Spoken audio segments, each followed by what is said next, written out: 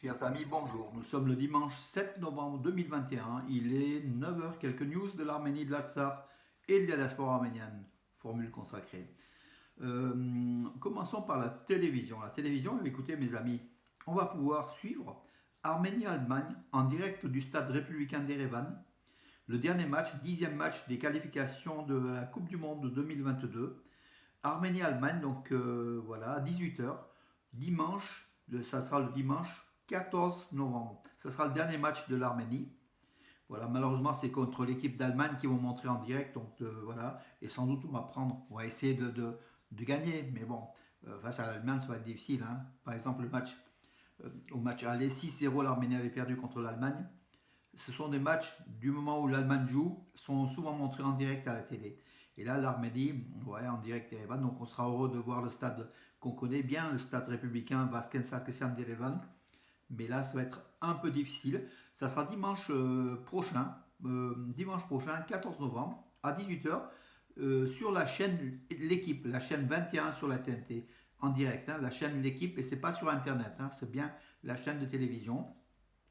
À 18 heures, notez-le bien, dites-le à vos amis pour qu'on puisse regarder donc le maximum. Hein. Il faut aussi faire masse au niveau des téléspectateurs pour que les gens de l'équipe ou d'autres chaînes de télé sachent qu'il y a des Arméniens qui suivent, il y a peut-être aussi des Allemands qui suivent.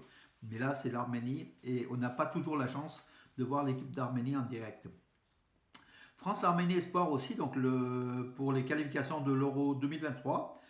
Espoir, groupe H, Europe. Europe, bien sûr, c'est l'Euro 2023.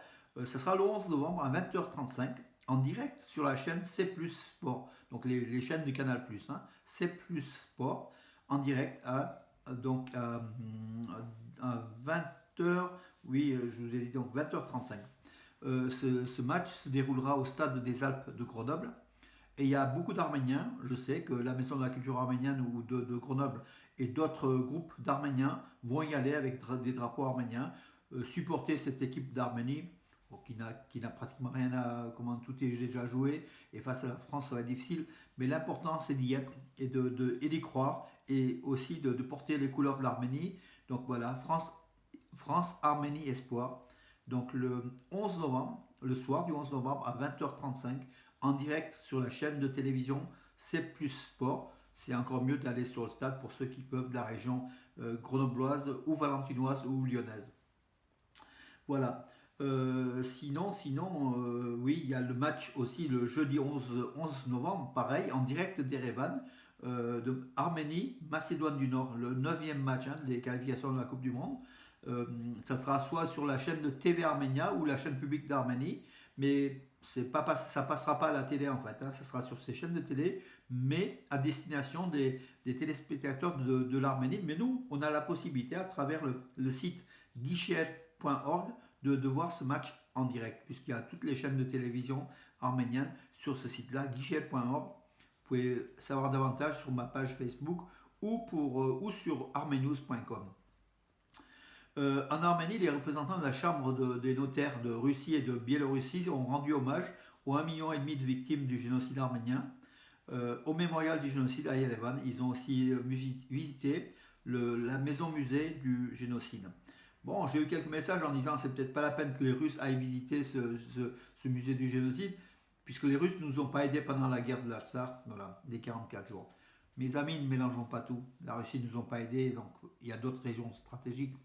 Mais la Russie quand même, est proche quand même malgré tout de l'Arménie, ne serait-ce que déjà le peuple russe, chrétien dans son essence en fait. Hein, voilà. Mais ne mélangeons pas tout. Justement, chrétienté, philatélie arménienne, la poste d'Arménie, High Post, une mèche qui déborde.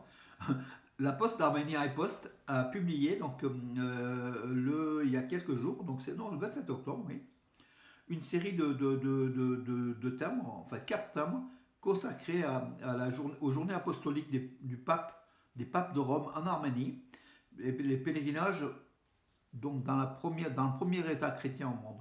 Voilà. 4 timbres de la poste qui se présentent sous forme de timbres blocs, bloc timbre, qui sont quand même bloc feuillé, avec le Moharat et le Rolhidab toujours derrière. Hein, c'est 2 fois 2 émissions en fait. Hein. à prendre, à acheter. Donc vous pouvez aller sur le site de la Poste, stamps.am, donc pour les commander. Voilà comme information, mais j'en ai d'autres, hein. Je vais remonter donc les infos. Euh, voilà, toujours en sport, on revient en sport. Donc le vice-champion du monde, David Chaloyan, qui est devenu vice-champion du monde en perdant en finale face à un Russe, en fait, à Belgrade, en Serbie. Il est natif de Gumli, hein, comme Hovhannes Bachkov, qui a eu aussi la médaille de bronze à ces championnats du monde. Et donc, David Chaluyan a offert à l'Arménie une médaille d'argent. Donc l'Arménie a eu 2 médailles, une d'argent et une de bronze, au championnat du monde. Ça ne s'était pas vu depuis très très très longtemps. Ben, il viendra en Arménie le 8 novembre par le vol Tbilisi-Yerevan. C'est David Chaluyan qui a 24 ans, qui dit qu'il va me faire mieux. Et là, il se sentait fatigué pour son combat en fait, face aux Russes. Il a tout essayé, il a tout tenté pour le peuple arménien, mais il n'a pas réussi. Mais en tout cas, bravo à lui. L'important, c'est déjà qu'il soit déjà en finale. Voilà, il est monté sur la deuxième marche du podium. Un Azeri était sur la troisième marche. Voilà. Championnat du monde de lutte libre U23 dans des moins de 23 à Belgrade. Manuel Khunzertsian, il y a des noms compliqués, hein, Corinne Zarzavadjan. Manuel Khunzertsian, pour l'Arménie, a gagné la médaille de bronze des 57 kilos. Voilà. Ensuite, toujours dans ces mêmes championnats du monde de lutte des U23 à Belgrade, en Serbie, Arsen Harutyunyan est sous les couleurs de l'Arménie. Il était en finale. Il était en finale en fait des championnats du monde. En fait, il a gagné donc une médaille d'argent. Voilà, il a gagné une médaille d'argent. Il est vice-champion du monde sous les couleurs d'Arménie. Vasken Tevanian dans les 70 kilos sous les couleurs de l'Arménie, vice-champion du monde. Arman Avakian est médaille de bronze. Et tout à l'heure, je vous parlais de Arsen Harutyunyan, il est médaille de bronze. Voilà. Que dire d'autre? Oui, sur la route de Goris Kapan, donc à hauteur du point de contrôle des Azeris, hein, donc vers Volodan, d'après le témoignage d'un député, mais du bloc Kazachstan, donc opposé à Pachinian, un Arménien, un automobiliste aurait été, comment dirais-je, les Azeris lui auront demandé de reculer. Ils ont tapé, ils ont abîmé la voiture. Ils ont retenu le conducteur arménien. Et par hasard, il y a les Russes, les forces russes chargées de la paix, qui faisaient leur tournée, qui sont aperçus, ils sont venus vite délivrer l'Arménien, qui est reparti sans problème.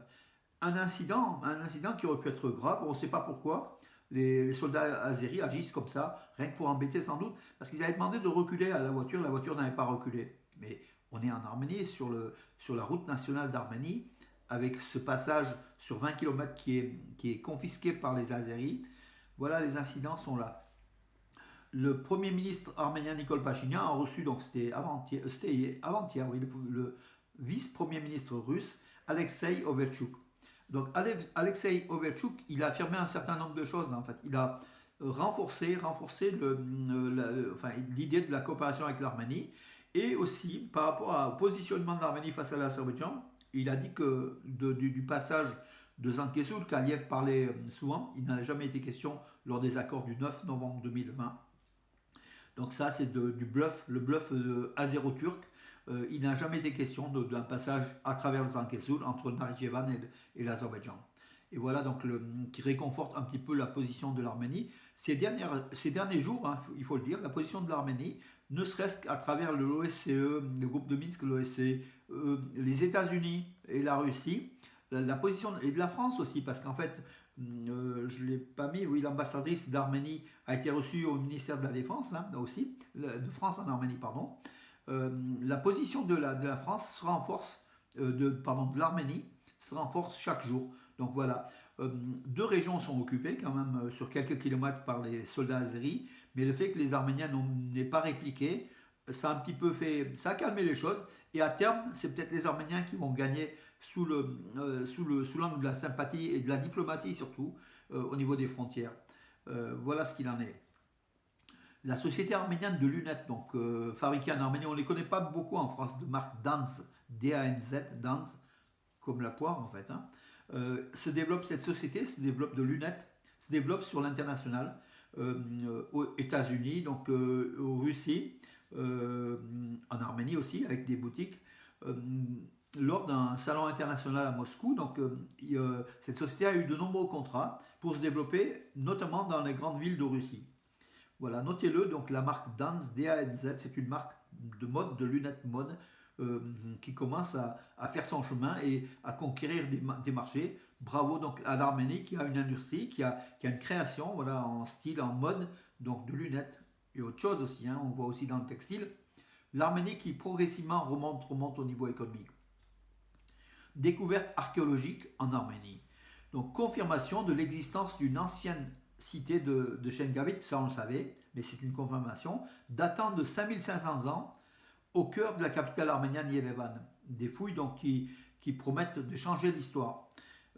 Cette population Kouro-Arax, de la rivière Kour et de la Drax, une population arménoïde, habitait sur une superficie de 1,5 million de kilomètres carrés, soit le double de l'empire de Tigran le Grand au 1er siècle avant Jésus-Christ. Donc il y a de cela environ 5500 ans, hein, donc c'est à 6000 ans, puisque sur ce site de Shengavit, d'ailleurs, il y a un musée avec les 1500 objets trouvés donc suite aux fouilles de Shengavit qui avait commencé en 1936. Hein, voilà. On a aussi un épi de blé donc datant de 6000 ans. De 6000 ans. Donc Shengavit serait proche entre 5500 et 6000 ans. Voilà. Une population arménoïde, donc bien avant Yerevan. Donc Yerevan n'est pas né par Yerebuni il y a 2800 ans en fait. Hein. Bien avant, 2000 ans avant, plus de 2000 ans avant, Yerevan était Shengavit. En fait, cette cité de Shengavit était l'ancêtre d'Yerevan. Et peut-être qu'il y en avait d'autres aussi avant. Hein. Donc Shengavit, c'est plutôt donc l'âge de bronze ancien. Attendez, l'âge de bronze, peut-être pas ancien, hein, parce qu'en fait, il y a, en tout cas, 6000 ans, voire encore plus. Donc voilà des découvertes en Arménie archéologique. Donc bien avant l'Urartu, le royaume de Van existait d'autres États arméniens, dont la civilisation de Shengavit, voilà, qui était une population sans doute arménoïde, donc de Kour Arax. Voilà mes amis, écoutez, ça veut dire que l'Arménie est un musée à ciel ouvert et aujourd'hui de plus en plus on découvre encore des traces de civilisation arménienne antérieure à celle qu'on connaît. Les pages de l'histoire changent en fait au fur et à mesure des découvertes et là c'est une très très bonne découverte aussi par rapport à Shengavit, une confirmation en tout cas que Shengavit existait bien avant. Voilà. Oui, le ministère de la Défense avait reçu donc l'ambassadrice de France en Arménie, voilà, donc Alchak Garabetian avait reçu donc avant-hier Anne Louyo, l'ambassadrice de France en Arménie, qui s'est inquiétée des frontières aussi de l'Arménie, de la situation en Arménie, voilà, et confirmant aussi la position de la France, hein, qui a toujours été en faveur de l'Arménie, malgré qu'il y a d'autres traités d'armement qui sont effectués avec l'Azerbaïdjan. On le voit, la France a aussi deux volets en fait. Hein. Il y a le volet pro-arménien, bien sûr l'aide à l'Arménie, cette civilisation qu'elle adore, mais de l'autre côté, il y a la réelle stratégie, on l'a vu avec Bakou en fait, la livraison notamment de radars, ou peut-être d'une partie de missiles. Aussi par réaliser à Toulouse les satellites espions azéris, c'est quand même la France qui l'a effectué, hein, voilà, donc on ne parle pas assez aussi du rôle, on parle toujours du bon rôle de la France, mais il y a aussi, dans toute diplomatie, la face cachée. Et cette face cachée, c'est la réelle politique, c'est l'économie, c'est le gain, avec, même en traitant avec des ennemis, des ennemis de l'Arménie. Hein, la France ne va pas, comment dirais-je, pour l'Arménie, ne va pas se priver de quelques millions ou quelques milliards concernant justement les satellites hein, réalisés à Toulouse. Voilà mes amis, sur ce, je vous souhaite bon dimanche et puis je vous donne rendez-vous à demain mes amis. Bon dimanche.